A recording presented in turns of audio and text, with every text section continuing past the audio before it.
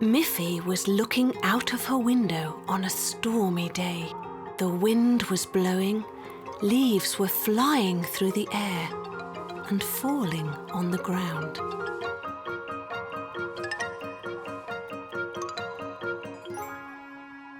But soon the sun came out and the wind stopped.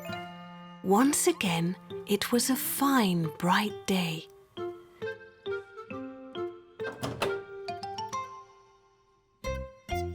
Miffy took a ball and went out to play.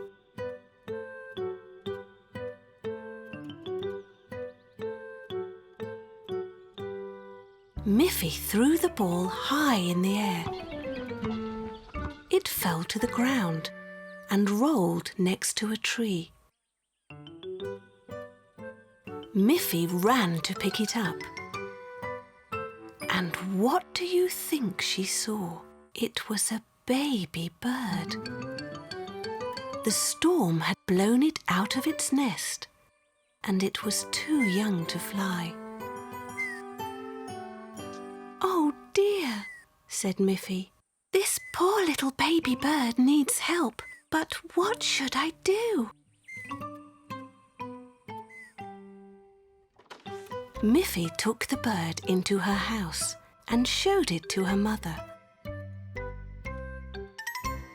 "How can I help this poor baby bird? I think the storm blew it out of its nest. It must be hurt." Mother Bunny looked at the baby bird.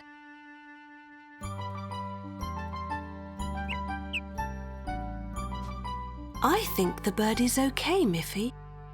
"Oh, that's wonderful, Mother. Can I keep it? I will wash it and feed it and make a nice little bed for it." But Miffy's mother said, "I don't think a house is the right place for this little bird. It needs its own mother. She must be looking for her baby."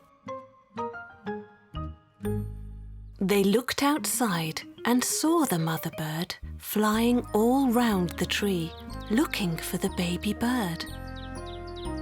"We must put the little bird back into its nest in the tree. It's too small to fly up there all by itself." So they put the bird out onto the grass and went to get a ladder. The little bird went and made a little hop. Then it went and made 2 hops. It opened its little wings and tried to flap them. Then it went and flapped its little wings again. Miffy and her mother came back with the ladder and set it up against the tree. And just then, the little bird went. It flapped its little wings faster and faster and started to fly. It flew round and round, up and up, and right into its nest, all by itself. "The little bird is back in its nest," said Miffy. "Look! Its mother is flying home, and her baby is safe and sound." Miffy and her mother carried the ladder back inside. And Mother Bird was happy to have her baby home again.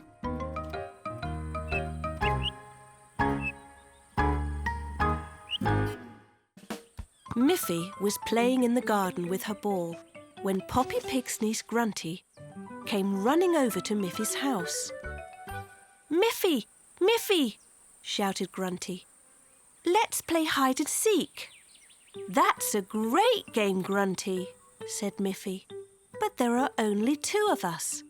We need more than 2 people to play hide and seek." "Look, Miffy, here is Snuffy."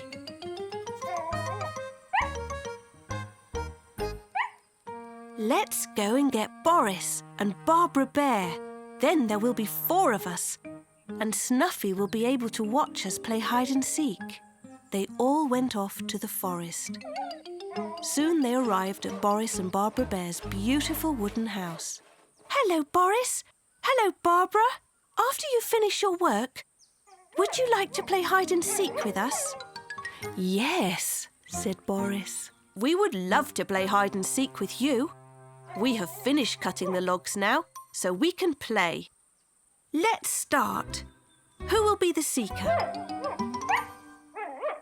No, Snuffy, said Miffy.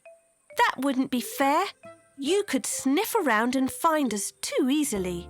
You can have fun just watching us play. I'll be the first seeker, and everyone else can hide.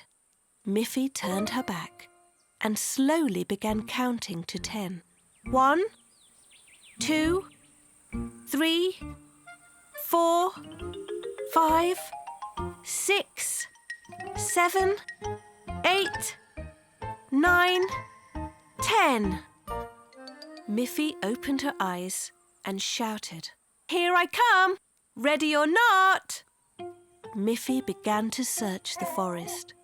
Meanwhile, Snuffy ran up to a tree and began to bark. Boris came out from behind the tree. "That's not fair, Snuffy. Miffy is supposed to find us." Then Barbara and Grunty came out from behind the trees where they were hiding. "Now we have to start all over again," they said. "Yes," said Miffy. "You're not supposed to be the seeker, Snuffy. You're not supposed to bark. You must stay quiet and let me look for everyone who is hiding." Once more, Miffy turned her back and closed her eyes, while Boris, Barbara and Grunty all ran off to hide. This time, Snuffy was very quiet. "Here I come! Ready or not!" shouted Miffy. She began to look behind every tree. "I see you, Boris!" "I see you, Grunty!" Wherever she looked, Miffy could not find Barbara. Where was she? "I'm worried that Barbara may be lost," said Miffy. "I've looked behind every tree. Now you can bark, Snuffy. Help us find Barbara." Snuffy ran straight to one tree and began to bark loudly. But Barbara wasn't there. Snuffy carried on barking. They all looked up. Sure enough, there was Barbara, on a branch way up in the tree. "What a great place to hide," said Miffy. "Without Snuffy, I would never have found you."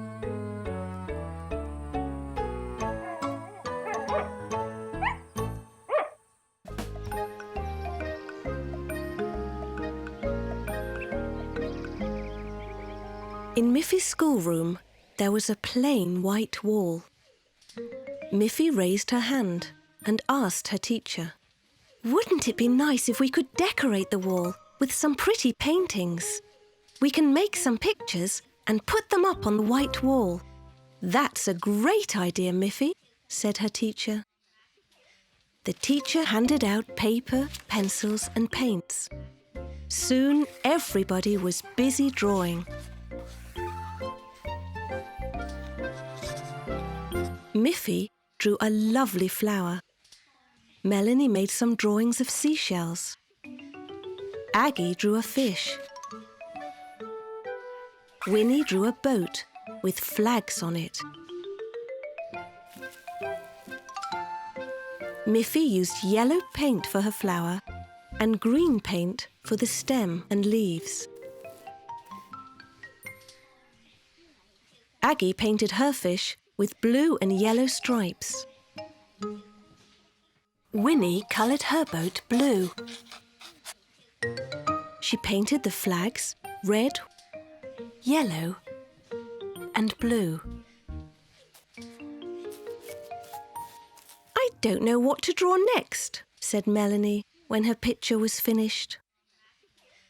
"Neither do I," said Winnie. "But we need lots more pictures to cover the wall," said Miffy. "Come on, children," said their teacher.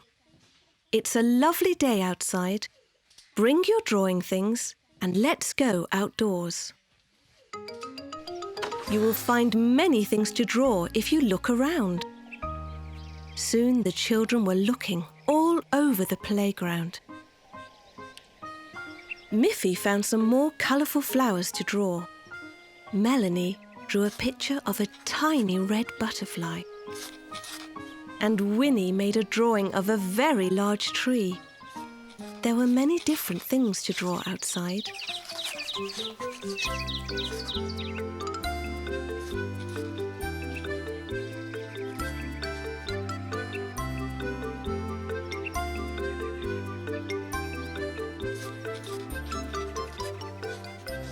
At the end of the afternoon, the children had made lots of different drawings.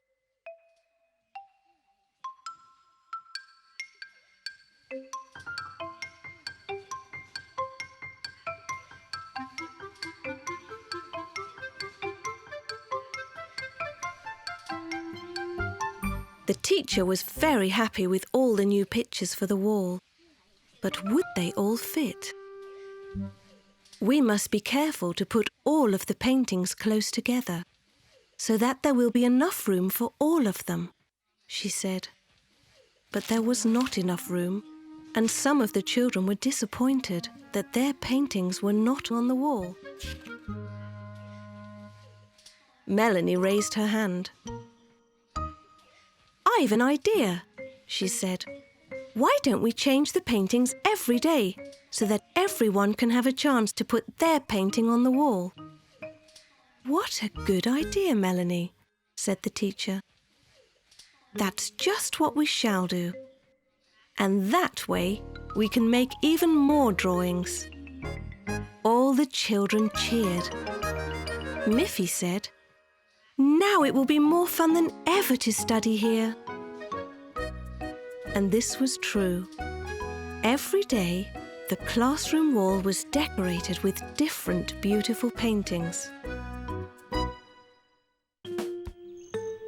Miffy and Melanie were playing together in Miffy's garden, throwing a colourful ball back and forth.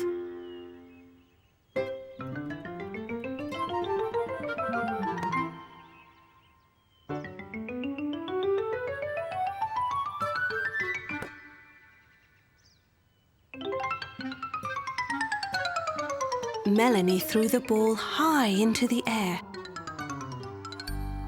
and Miffy couldn't see where the ball landed. As she looked for the ball behind a tree, she discovered something else. It was an egg, a blue egg. "How lovely," said Miffy. She forgot all about her lost ball and looked with wonder at the little blue egg. "What do you think is inside it, Melanie?" she said. Just then Poppy Pig came by. "I see you have a blue egg," said Poppy. "Do you think you get blue carrots from blue eggs?" "I don't think so. Carrots don't come from eggs." Melanie said, "My granny says that blue eggs have blue socks inside of them." "I don't think so. You buy socks in a shop. Eggs come from birds. There must be a bird's nest in one of these trees."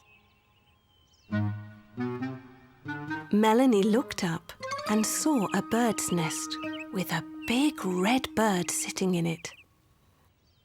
Miffy wondered, "Can a blue egg come from a red bird?"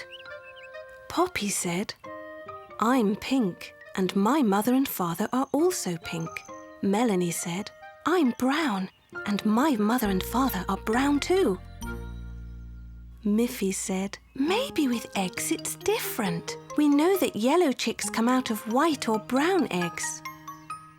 Poppy Pig lifted Miffy high enough so that she could put the blue egg back in the nest and under the red bird. The mother bird nestled over the blue egg and sang a happy song. Poppy found the lost ball. They all had great fun playing with the ball together.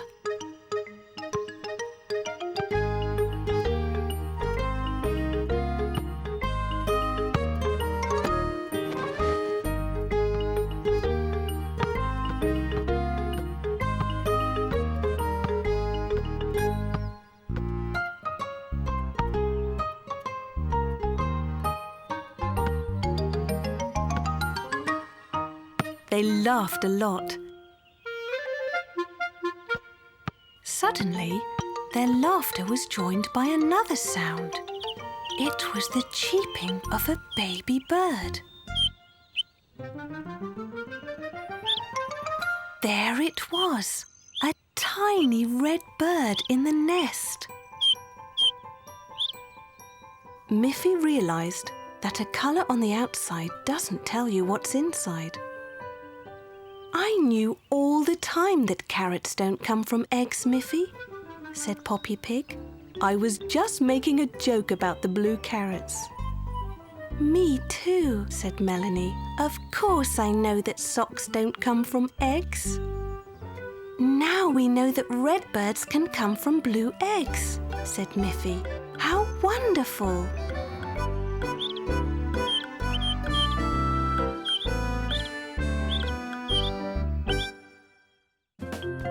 Miffy loved to play in the snow.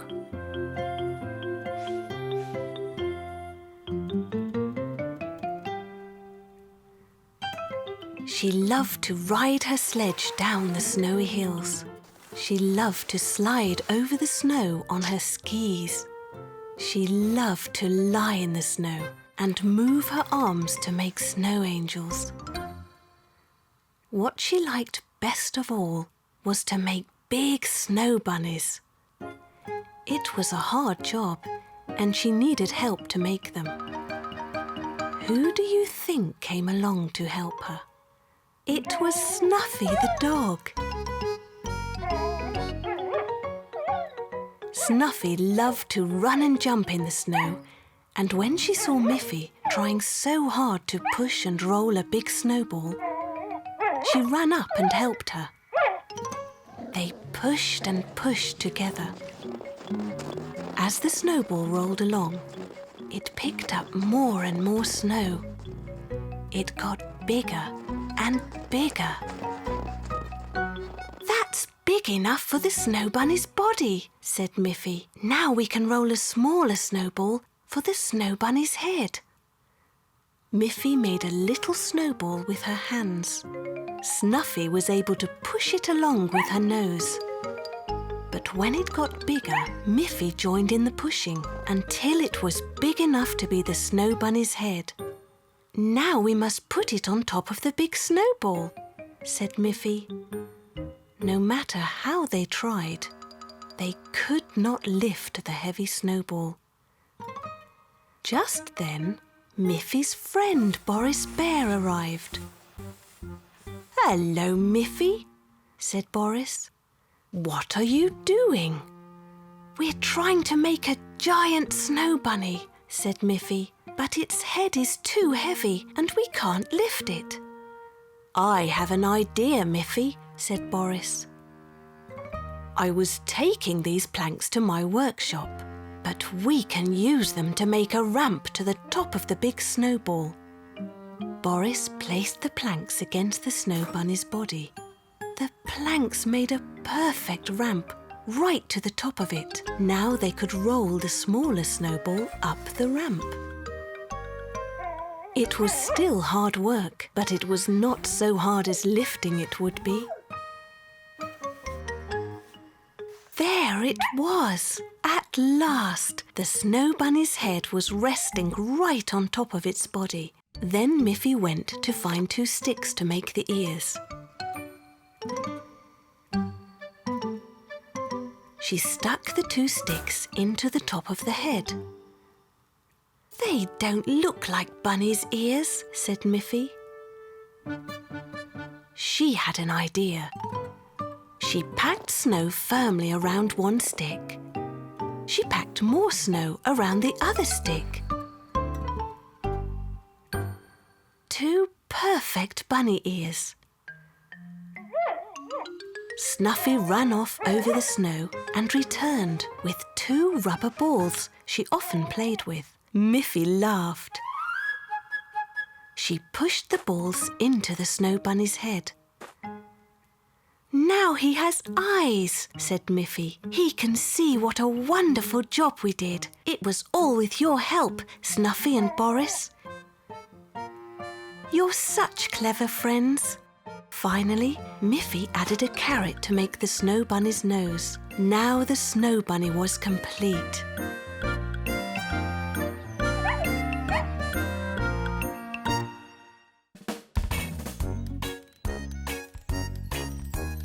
Miffy, Miffy, Miffy, run! With her friends she's having fun. Snuffy, Grunty, Boris Bear, Poppy Pig,